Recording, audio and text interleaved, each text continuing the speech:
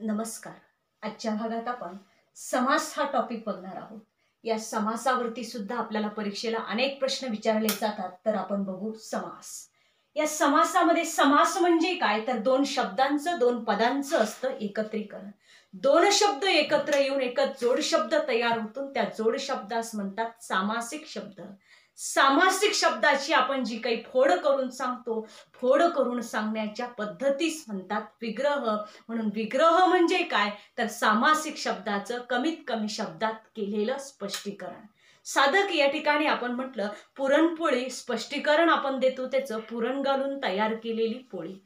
मग सामासिक शब्द काय झाला, तर पुरणपोळी दोन शब्दांचं एकत्रीकरण झालं, दोन पद एकत्र आले, एक पद पुरण तर दुसरं पद पोळी. पुरणपोळी हा सामासिक शब्द झालाय. म्हणून विग्रह म्हणजे काय हेही तुम्हाला लक्षात ठेवायचंय. मग अशा समासाचे मुख्य प्रकार पडतात चार. पहिला प्रकार आहे अव्ययीभाव समास. अव्ययीभाव समासामध्ये सामासिक शब्दातलं पहिलं पद प्रधान असतं. जे सामासिक शब्द असतात, प्रत्येक सामासिक शब्द करतो एका क्रियाविशेषणाचं काम. अव्ययीभाव समासातील सामासिक शब्द हे संस्कृत किंवा फारसी उपसर्गाने तयार झाले. सामासिक शब्दातली पहिली पदे कधी आ, यथा, प्रति, कधी बे, बिन, बेला, बर, दर, गैर यासारखी असेल पहिली पद, तर समास कोणता, तर अव्ययीभाव. कारण या ठिकाणी सामासिक शब्दातली पहिली पद ही वेगवेगळ्या भाषेतून आलेली उपसर्ग आहे, काही संस्कृत तर काही फारसी. मग अव्ययीभाव समास आपल्याला लक्षात ठेवायचा आहे. सामासिक शब्द दिला जातो, समास ओळखता आला पाहिजे. मग आमरण म्हटलं आपण विग्रह करतो मरेपर्यंत. सामासिक शब्दाने काम केलं क्रियाविशेषणाचं आपण म्हणतो कधीपर्यंत, तर उत्तर मिळेल मरेपर्यंत.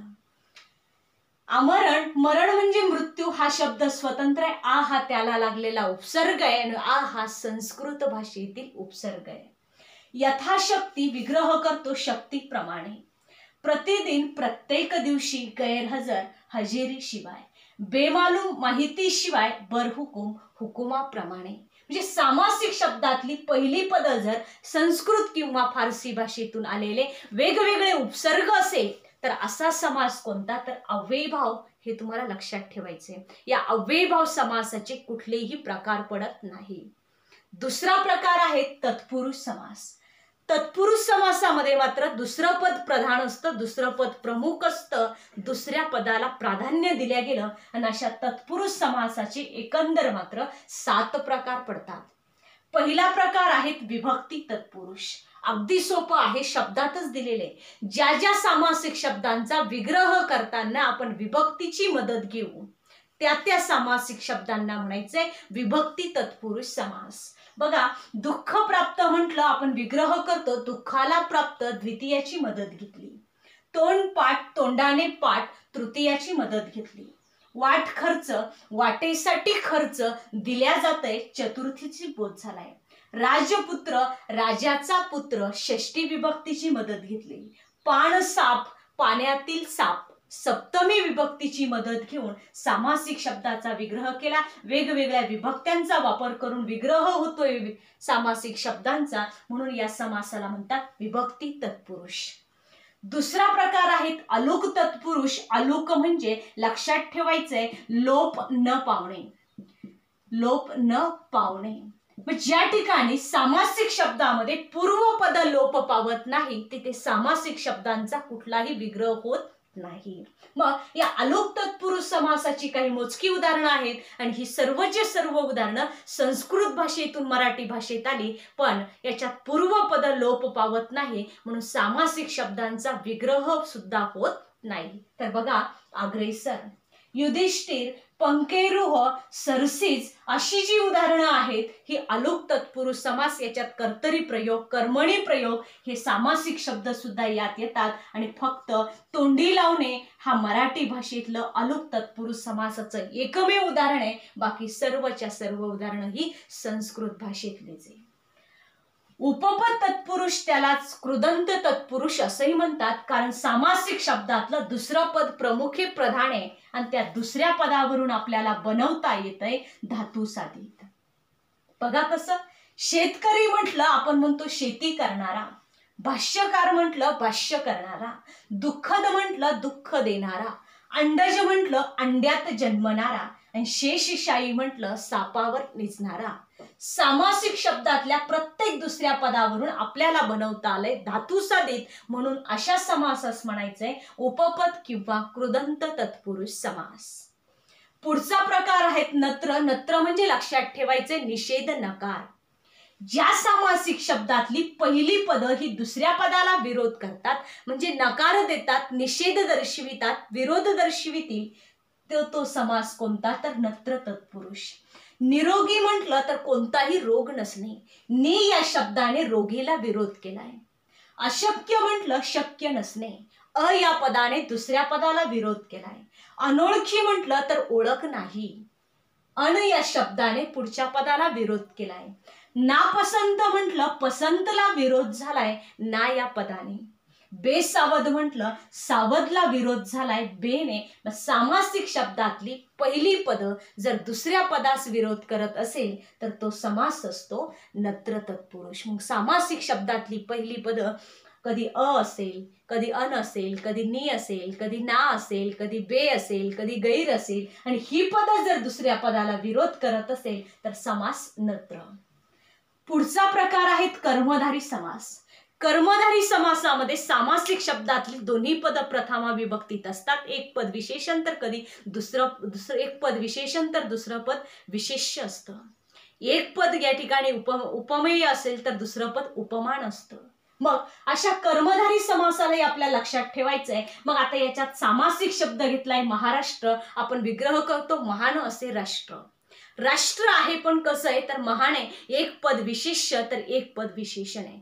पहिलं पद विशेषण आलं तर दुसरं पद विशेष्य. कारण राष्ट्र कसं आहे तर महान.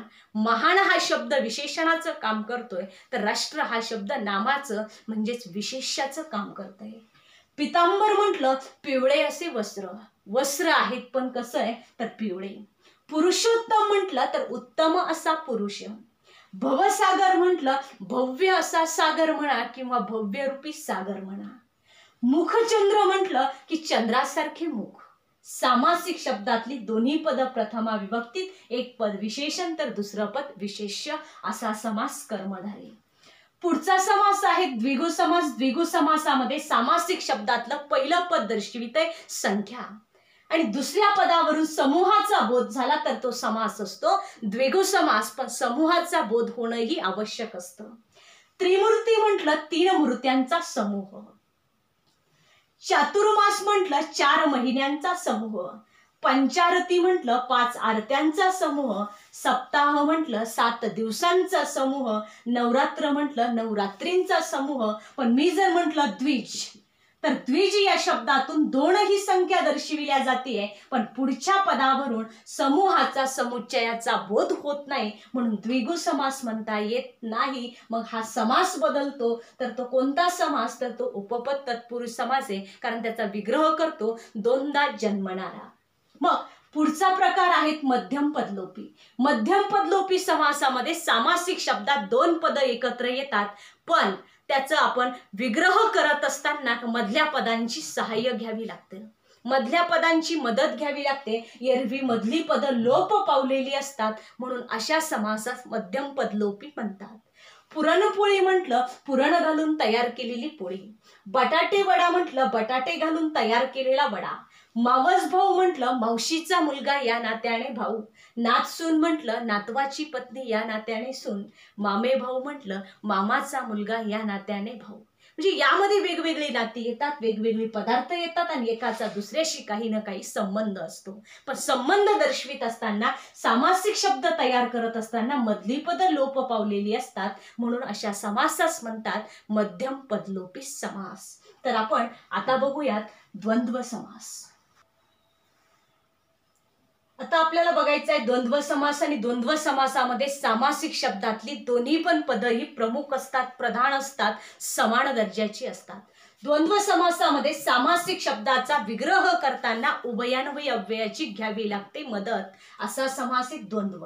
द्वंद्व समासाचे मुख्य प्रकार 3 पडतात. इतरेत्तर द्वंद्व, वैकल्पिक द्वंद्व आणि समाहार द्वंद्व. तर बघू आपण इतरेत्तर द्वंद्व. इतरेतर द्वंद्व समासामध्ये सामासिक शब्दांचा विग्रह करताना आणि व या समुच्चय बोधक उभयान्वयी अव्ययांची मदत करून जर सामासिक शब्दाचा विग्रह करत असेल तर अशा समासास म्हणायचे इतरेतर द्वंद्व. आता यामध्ये मी म्हटलंय सामासिक शब्दातली दोन्ही पद प्रमुख असतात, प्रधान असतात. आता सामासिक शब्द घेतलाय स्त्री पुरुष, विग्रह करतो स्त्री व पुरुष. सामासिक शब्दातली दोन्ही पद समान दर्जाची आहे. आई वडील म्हटलं आपल्यासाठी आई जेवढी महत्वाची तेवढेच वडील महत्वाचे, दोन्ही पद ही समान दर्जाची आहे. कृष्ण अर्जुन म्हटलं कृष्ण व अर्जुन असा विग्रह केलाय. विट्टी दांडू म्हटलं विट्टी व दांडू. साधा विग्रह केला आपण या ठिकाणी, पण आपल्याकडे विट्टी आहे दांडूच नाही, आपल्याला खेळता येईल का तर नाही, कारण सामासिक शब्दातली दोन्ही पद ही प्रधान एक प्रमुख आहे. विग्रह करताना वापरतोय समुच्चय बोधक उभयान्वयी अव्यय. सुई दोरा, विग्रह करतोय आपण सुई व दोरा. सुई आहे आणि दोराच नाही, शिवता येणार आहे का तर नाही, पण सामासिक शब्दातली दोन्ही पद प्रधान आणि विग्रह करताना समुच्चय बोधक उभयान्वयी अव्यय वापरतो तो समास इतरेतर द्वंद्व. दुसरा आहे वैकल्पिक द्वंद्व. वैकल्पिक द्वंद्व समासामध्ये विकल्प दाखविला जातो.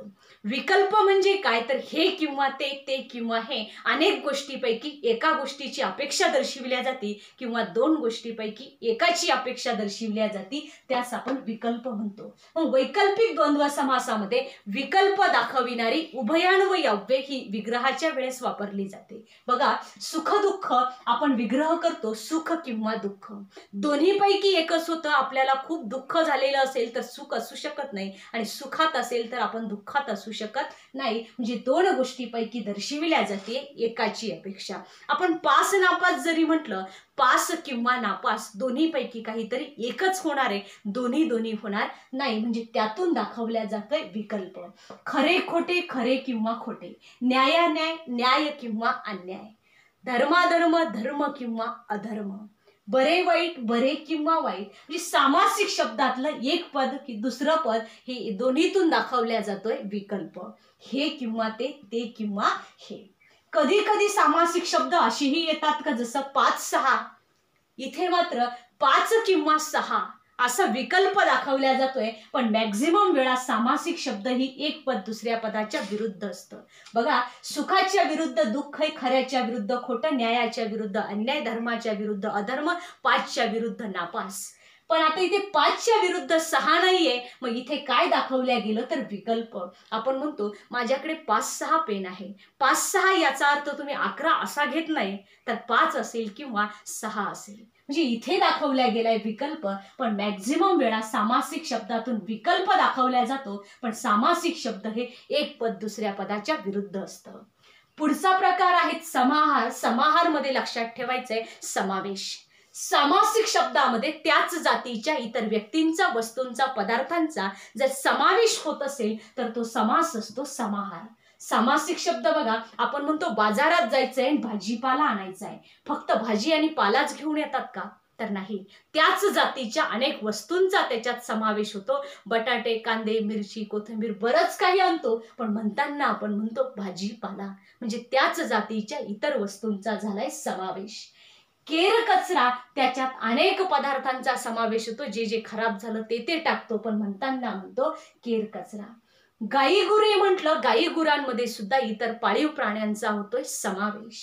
नदी नाले म्हटलं, नदी नाले, वाहते पाणी, ओढा या सर्वांचा काय तर त्याच्यात समावेश. भांडी कुंडी म्हटलं, घरातील सर्व सामानांचा असतो त्याच्यात समावेश. साधा आपण एखाद्याला म्हणतो तुमच्याकडे काही गाई गुरे आहे का नाही, समोरचा सांगतो 2 शेळ्या आहेत, 4 गाई आहे, 2 म्हशी आहे, म्हणजे या सर्व प्राण्यांचा काय झालाय तर त्याच्यात समावेश. म्हणून समाहार म्हणजे काय तर सामासिक शब्दामध्ये त्याच जातीच्या इतर व्यक्तींचा, वस्तूंचा, पदार्थांचा, प्राण्यांचा होतोय समावेश. असा समास म्हणजे समाहार. आता आपण बघू बहुव्रीही समास. या बहुव्रीही समासामध्ये सामासिक शब्दाचे आपण प्रकार बघितले किती आहेत तर 4 आहेत. अशा बहुव्रीही समासामध्ये सामासिक शब्दातली दोन्ही पण पद गौण असतात आणि तिसऱ्याच पदाचा होतोय बोध. असा समास म्हणजे बहुव्रीही समास.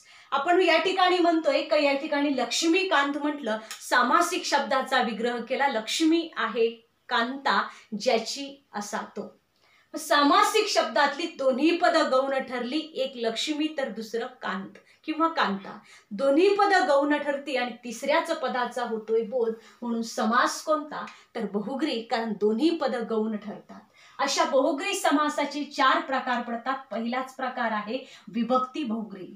सामासिक शब्दांचा विग्रह करताना विभक्तीची मदत घेतो, म्हणून विभक्ती बहुग्री त्याच म्हणतात. पण विभक्ती बहुग्रीचे 2 प्रकार पडतात, एक समानाधिकरण तर दुसरा व्याधिकरण. समानाधिकरण म्हटलं सामासिक शब्दाचा विग्रह करीत असता दोन्ही पण पद एकाच विभक्तीत असतात, म्हणजे प्रथमात असतात. सामासिक शब्दाचा विग्रह करीत असता सामासिक शब्दातले दोन्ही पद 2 वेगवेगळ्या भिन्न विभक्तीत असेल तर त्यास व्याधिकरण. आता लक्ष्मीकांत म्हटलं, लक्ष्मी आहे कांता ज्याची असा तो कोण तर विष्णू. शेवटी एक आपल्याला वेगळंच असं नाव मिळतं. शेवटी विग्रह करत असताना एक सर्वनाम येतं, त्याच्या पुढे काहीतरी वेगळं उत्तर मिळतं. इथे आपल्याला मिळालंय विष्णू. म्हणजे लक्ष्मी आहे कांता ज्याची असा तो, कांता म्हणजे पत्नी. सामासिक शब्दातली दोन्ही पद गौण ठरले आणि दोन्ही पण पद प्रथमात म्हणजे समान विभक्तीत. निळकंठ म्हटलं सामासिक शब्दाचा विग्रह केला, निळा आहे कंठ ज्याचा असा तो, एक पद आहे मग तो कोणतर शंकर. सामासिक शब्दातले दोन्ही पद गौण ठरले, तिसरं पद उत्तर मिळालं. निळा आणि कंठ दोन्ही पण पद प्रथमा विभक्तीत आहे, म्हणून समानाधिकरण. लंबोदर म्हटलं सामासिक शब्दाचा विग्रह केला, लंब आहे उदर ज्याचे असा तो, एक पदे लंब दुसरं पदे उदर, दोन्ही पद प्रथमात म्हणजे समानाधिकरण झालं. आणि तिसरं उत्तर मिळतंय आपल्याला का दोन्ही पद गौण ठरताय गणपती. सेम तसं चक्रपाणी म्हटलं, चक्र आहे पाणी म्हणजे हातात ज्याच्या असा तो, मग तो कोणी तर विष्णू. चक्रपाणी म्हटल्या पहिलं पद प्रथमात आहे आणि दुसरं पद सप्तमीत आहे, कारण चक्र आहे पाणी त म्हणजे त प्रत्यय लागतोय सप्तमीचा, दुसरं पद सप्तमीत आहे. सुधाकर म्हटलं, सुधा आहे करात ज्याच्या असा तो, पहिलं पद प्रथमात तर दुसरं पद सप्तमीत आहे, कारण त प्रत्यय लागतंय म्हणून व्याधिकरण. दुसरा प्रकार आहेत नत्र तत्पुरुष. सामासिक शब्दातली पहिली पद पुन्हा इथे दुसऱ्या पदाला विरोध करतात. मग अनंत म्हटलं, नाही अंत ज्याचा असा तो, मग ते काय आहे तर संख्या पण आहे, कारण संख्येचा अंत होत नाही. अथांग म्हटलं की आपण समुद्राला म्हणतो समुद्र अथांग आहे, नाही थांग ज्याचा असा तो. थांग म्हणजे काय तर पत्ता, की ज्याचा पत्ताच नाही कुठपर्यंत आहे. निरस म्हटलं की नी या शब्दाने पुढच्या पदाला विरोध झालाय, नाही रस ज्यात ते, मग ते काही असू शकतं, एखाद्याचं वक्तव्य भाषणही असू शकतं. अकर्मक म्हटलं, नाही कर्म ज्यात ते, सामासिक शब्दातली पहिली पद दुसऱ्या पदाला विरोध करतात. सहबहुग्री म्हटलं, सामासिक शब्दातली पहिली पद एकतर स असतं किंवा सह असतं, अशा समासाला म्हणायचंय सहबहुग्री, आणि याच्यातील सामासिक शब्द करतो एका विशेषणाचं काम. सबल म्हटलं बलाने सहित असा तो, सफल म्हटलं फलाने सहित असा तो. सहकुटुंब म्हटलं कुटुंबासहित असा तो, आणि सहपरिवार म्हटलं परिवारासहित असा तो, अशी शब्द यात येतात. प्रादिबहुग्री म्हटलं सामासिक शब्दातलं पहिलं पद असतं, कधी प्र असतं, कधी सु असतं, कधी वि असतं, कधी दूर असतं, आणि ही पद जर असेल तर समास कोणता प्रादी. मग प्रबल म्हटलं अधिक बलवान असा तो, सुमंगल म्हटलं पवित्र आहे असे ते, विख्यात म्हटलं विशेष ख्याती ज्याची असा तो, आणि दुर्गुणी म्हटलं गुणांपासून दूर आहे असा तो. अशा पद्धतीने हे समासाचे 4 प्रकार आपण बघितले. समास या टॉपिकला आपण या ठिकाणी थांबणार आहोत.